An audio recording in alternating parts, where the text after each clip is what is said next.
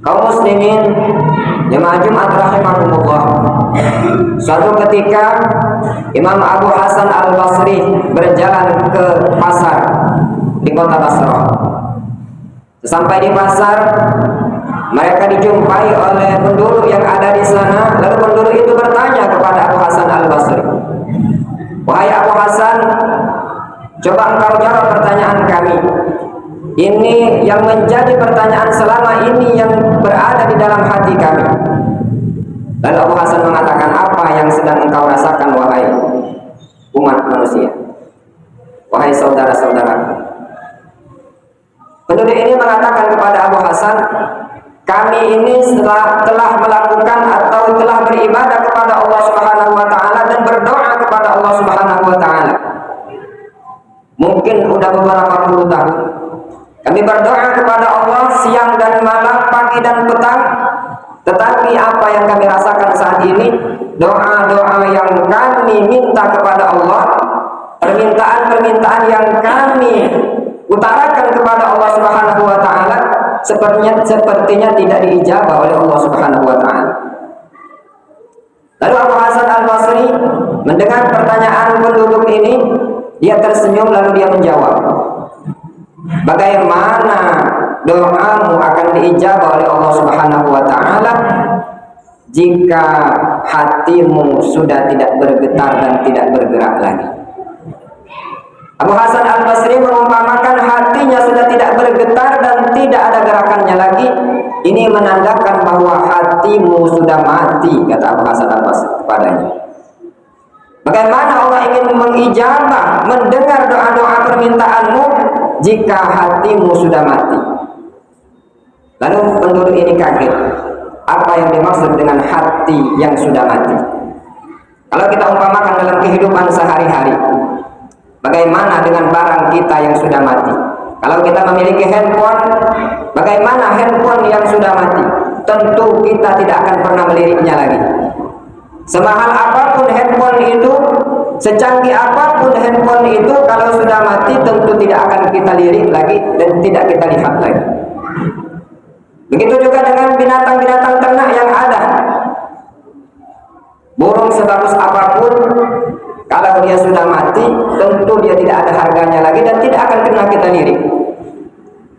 Begitu juga Abu Hasan Al-Basri mengumpamakan dengan pertanyaan yang dilontarkan oleh penduduk ini. Bagaimana Allah ingin melirik hatimu? Bagaimana Allah ingin melihat hatimu? Bagaimana Allah ingin mendengarkan permintaan-permintaanmu jika hatimu sudah mati? Lalu mereka bertanya lagi kepada Abu Hasan Al-Basri,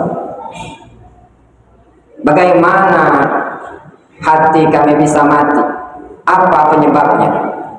Dan bagaimana supaya hati ini hidup kembali sehingga doa-doa kami diijabah oleh Allah Subhanahu wa taala?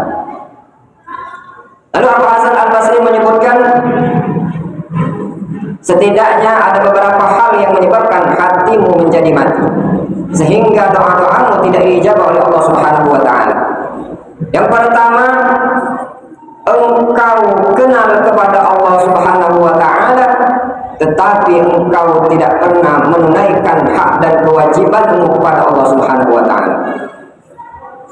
Kamu kenal kepada Allah Subhanahu wa taala tetapi kewajibanmu terhadap Allah Subhanahu wa taala tidak pernah engkau lakukan, kata Abu Hasan Al-Basri kepadanya.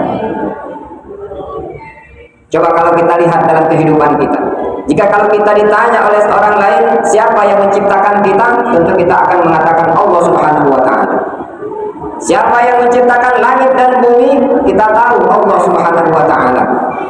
Siapa yang menggerakkan supaya engkau bisa hadir di tempat ini untuk melaksanakan sholat Jumat, tentu kita akan berkata Allah Subhanahu wa taala. Kita kenal kepada Tuhan kita. Kita tahu bahwa Allah itu adalah Tuhan kita. Tetapi jangan-jangan kita tidak pernah melakukan hak dan kewajiban kita kepada Allah Subhanahu wa taala. Padahal jelas di dalam surat Al-Fatihah disebutkan iyyaka na'budu wa iyyaka nasta'in.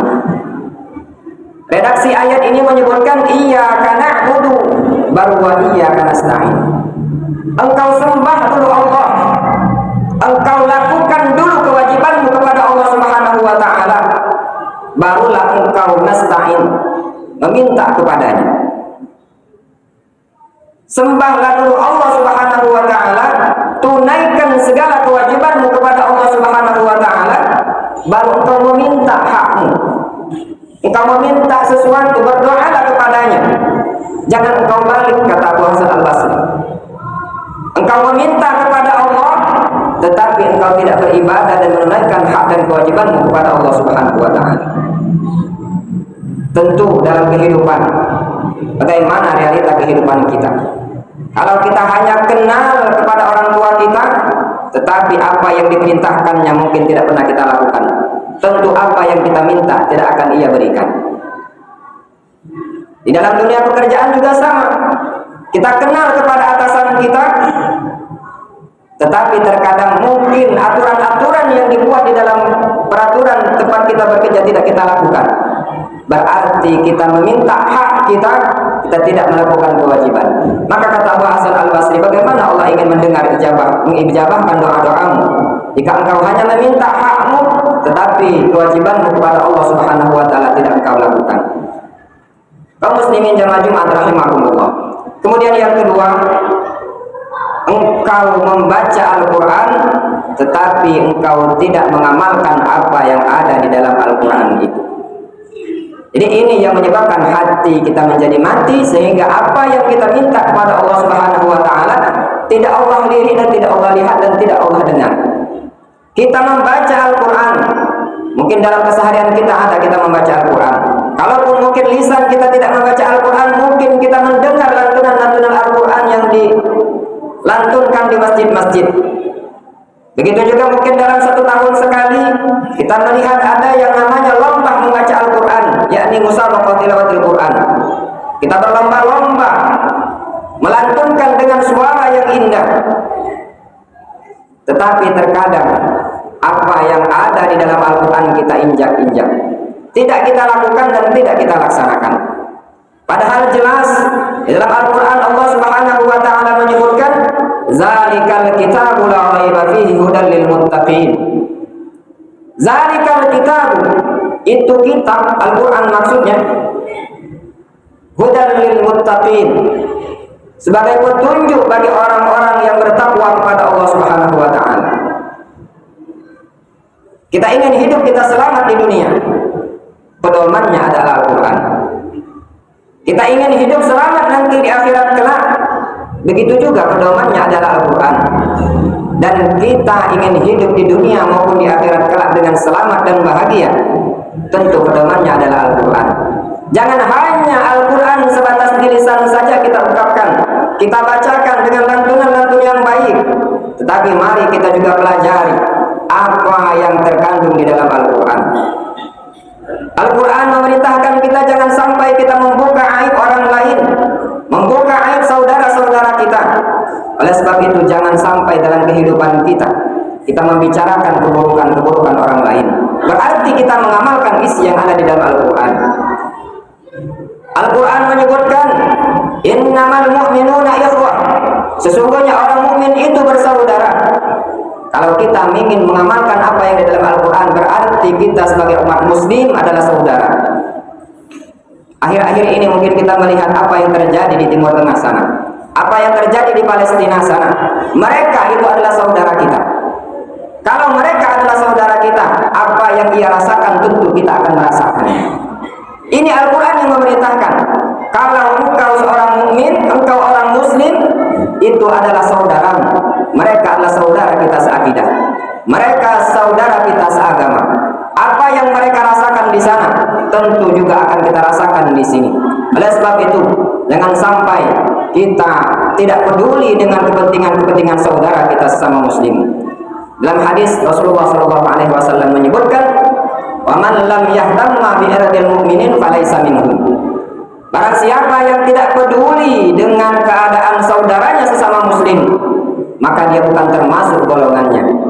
Kita tidak peduli dengan keadaan saudara kita yang tertindas, kita tidak peduli dengan saudara kita yang kelaparan, berarti kita bukan termasuk dari golongan mereka. Nauzubillah summa nauzubillah. Kaum muslimin jamaah Jumat rahimakumullah. Inilah pesan Imam Abu Hasan Al-Basri kepada orang yang bertanya kepadanya pada saat itu. Setidaknya pada kesempatan ini kami menyampaikan ada 2 hal yang menyebabkan hati kita kita menjadi gelap dan mati. Yang pertama, kita kenal kepada Allah, jangan sampai kita tidak melaksanakan kewajiban kita kepadanya. Dan yang kedua, mari kita bacakan Al-Quran, tapi jangan hanya sebatas itu, tetapi mari kita pelajari apa yang diperintahkan, apa yang terkandung di dalam Al-Quran, dan kita terapkan dalam kehidupan kita.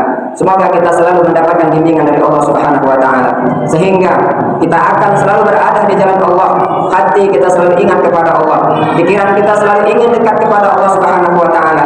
Apapun yang kita lakukan dari anggota tubuh kita bisa mendekatkan dan mendapatkan keridhaan dari Allah Subhanahu wa Ta'ala. Amin amin ya rabbal alamin.